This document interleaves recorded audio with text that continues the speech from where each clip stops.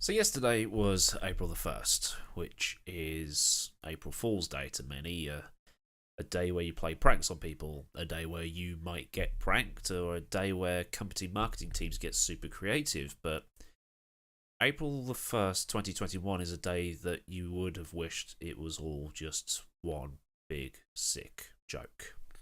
But it wasn't. I took my wife to work, I came home, was about to do YouTube stuff, and had a Discord notification from Ricardo, who you'll probably know better as Random Call Sign. In that Discord ping was a link to a video done by Will Ford, who is Boosted Media, and the video just said that William Marsh, better known as Sim Racing Paddock on YouTube, had died. I didn't know William as well as others in sim racing land, but we chatted on occasion. I appeared in one of his videos, which was it was how I got started in sim racing. It was basically like a collage of YouTube content creators basically talking about how they got into the hobby and things like that, and virtually all of the popular sim racers were in it. And I'm not known as a sim racer. I'm an internet historian that occasionally plays racing games. I'm not a Chris Hay. I'm not a Boosted Media. I'm not a Random Call Sign. I'm not a Gamer Muscle. I'm certainly not a Jimmer. But on that occasion, he must have seen something that a lot of people, and I'm talking like viewers rather than content creators themselves, didn't. That he saw that, like him, I have a love for sim racing. And that's what his channel was all about. It was what he was all about. He had a love for the hobby. He was just a normal guy who loved sim racing. And he wasn't one of these alien esport guys breaking lap records every time he got in the car. He wasn't doing all the leagues under the sun. He wasn't a member of the super serious like iRacing teams or anything like that. He was like you or me. He just loved it. He reminded all of us that sim racing can be fun and is fun, and whether you're winning 20k in some esports contest or just racing the AI with a couple of beers, his channel was a breath of fresh air, and he did honest reviews. He reviewed products, and if he found something he didn't like in the product, he had no problem saying what he didn't like and what the company should do to fix it. And like I said, I didn't know him that well, but any conversation we had was like talking to a mate I'd had since primary school.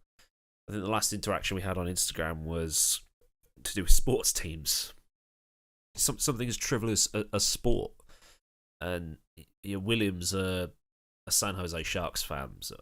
They're an ice hockey team. They play in the NHL over in America. And I'm a Boston Bruins fan. So the message was something along the lines of, first I find out Gamer Muscle likes the Pittsburgh Penguins, and now I find out you like Boston. It was something like that. There was that banter there. We had a bit of back and forth, and whenever we did interact, there was always that. But I could message him on Twitter and say something like, I'm looking at buying, a sim rig, and I eventually bought this one, but I was asking about something else, and I said, have you got the measurements at all? And he went, yeah, here they are. And he just went and got them on his own time. It didn't matter what it was in terms of information that you wanted. He'd get it for you.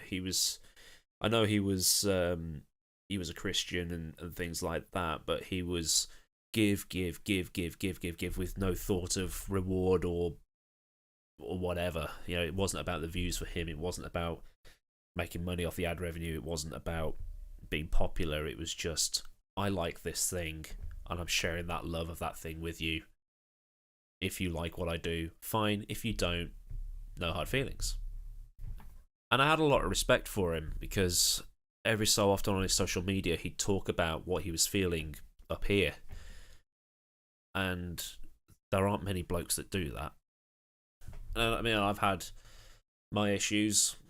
I got off the search lean a couple of years ago now. I'd been on them for 3 years up to that point, I think. So, long story short, I got ill. I got very ill. And then the stuff up here came with that. But this video isn't about me. When he was talking about it, he just laid it all out.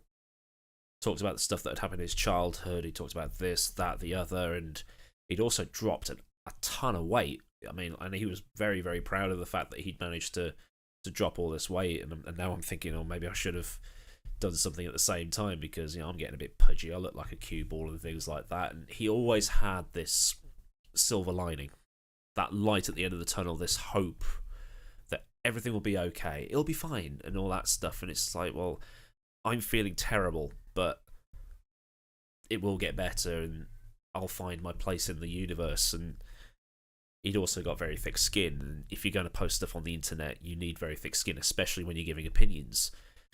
And you'd see all the time on his videos people saying, "Oh, I had to watch this video on 2x speed because he talks so damn slow," and things like that. It's like, yeah, but that's what made Will.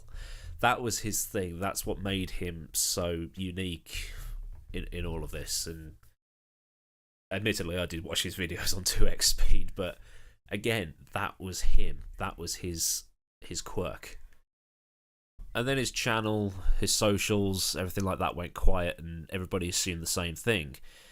And this is something that Sean Cole alluded to on his video, that you assume a content creator has gone quiet because they're taking a break, they're burned out, they're internet detoxing or whatever. And then Will Ford, Boosted Media, posts a video that none of us wanted to see or ever thought we would see, that on the 21st of March 2021, William went to bed and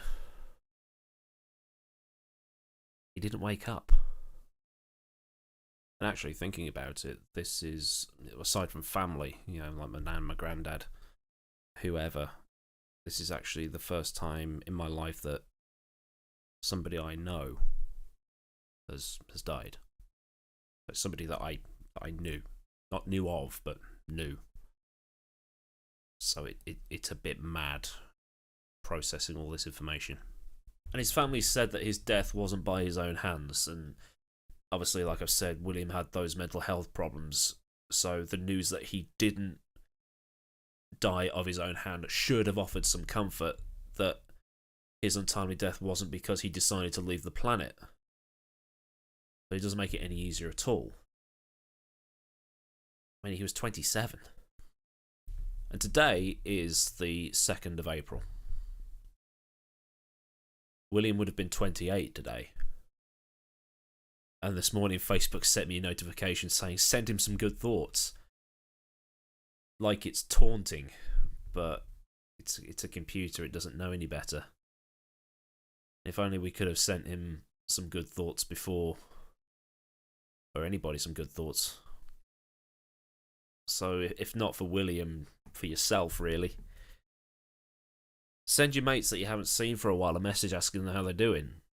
I know the rules have eased in the UK a bit regarding gatherings and that, so text them, call them, message them in some capacity, meet up with them in an open space. Call your mum that you haven't been able to see since the start of the pandemic. Call your brother, get in touch with that guy from school that you haven't seen in a while. Just ask them how they're doing. It doesn't take 10 seconds to do that. So William will be missed. He did a lot more for the sim racing world and was a part of the sim racing world more than he ever realised. And it's a shame that he'll never be able to hear that now.